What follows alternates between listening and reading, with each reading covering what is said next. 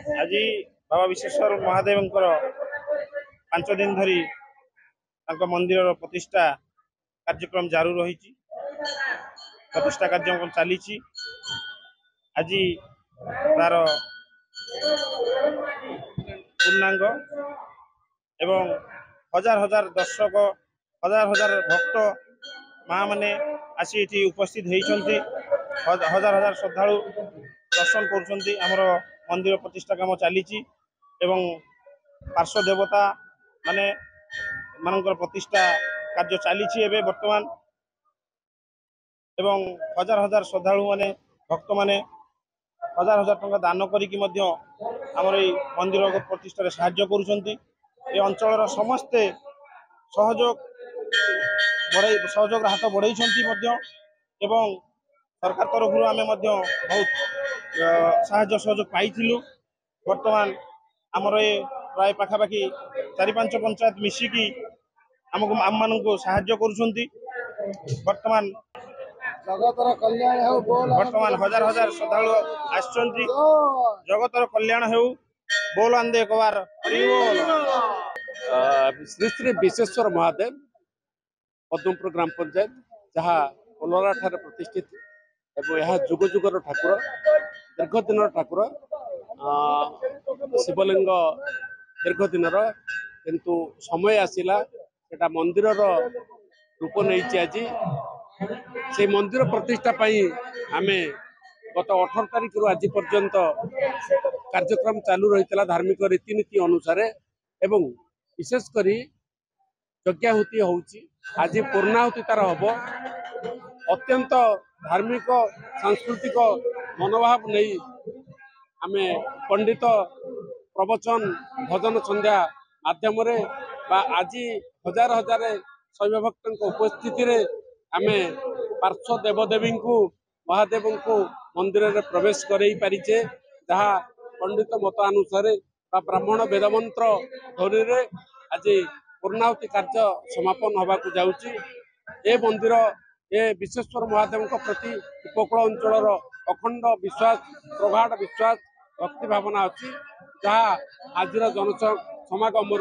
सुस्पष्ट हो। शुणु आम तो जन्म हो ये बहु पुराना बहु आदिम पाखापाखि बाबा आमर ये जो पद्मपुर पंचायत ये पाखापाखि पद्मपुर पंचायत बयस सीमा हाराहारी 120 वर्ष हम कारण से अंचल जनशून्य थिला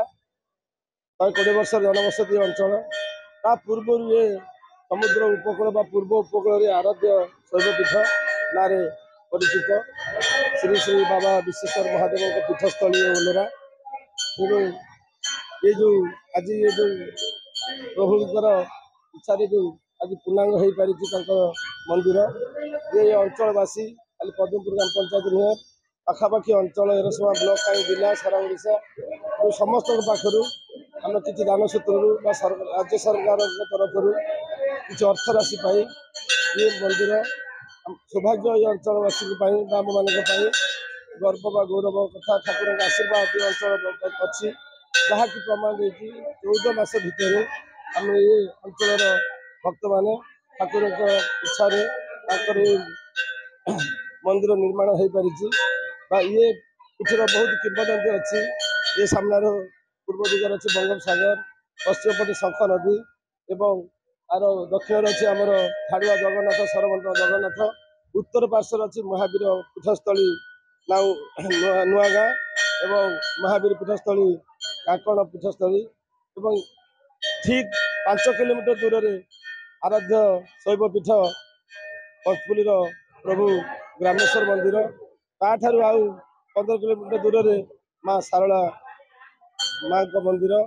जहाँ प्रभु को इच्छा बा ये अंचल भक्त मान इच्छा समस्त इच्छा रे दान रे बड़ कथा प्रभुंर एमती एक अलौकिक कथा मंदिर आरंभ हवा ठारू कौन दिन मंदिर कार्य बंद होना आज कहना कष्ट लगे मैंने साहस आसुनी मन प्रभुंर एमती इच्छा जो दिन मंदिर भूमि पूजा होता से प्रतिष्ठा पर्यंत गोटे दिन ठाकुर आशीर्वाद काम बंद ना जहाँ आज पूर्णांग हो पारी समस्त भक्त मान इच्छा शक्ति प्रभुंर ये अलौकिक जो କୀର୍ତ୍ତିମାନି ଅଞ୍ଚଳ ପାଇଁ ଅଛି ବା ପ୍ରଭୁଙ୍କ ଏମିତି ଏକ ଆଶୀର୍ବାଦ ଅଛି ପ୍ରଭୁଙ୍କର ସେଇ ଆଶୀର୍ବାଦ କାମନା ଆମେ କରୁଛୁ ଏବଂ ଏବଂ ଏ ଅଞ୍ଚଳର ଜଗତ କଲ୍ୟାଣ ବା ସାରା ଦୁନିଆବାସୀ ଅଞ୍ଚଳବାସୀ କେମିତି ଭଲରେ ରହିବେ ପ୍ରଭୁଙ୍କ ପାଖରେ ଆମେ ଆଶୀର୍ବାଦ କାମନା କରୁଛୁ।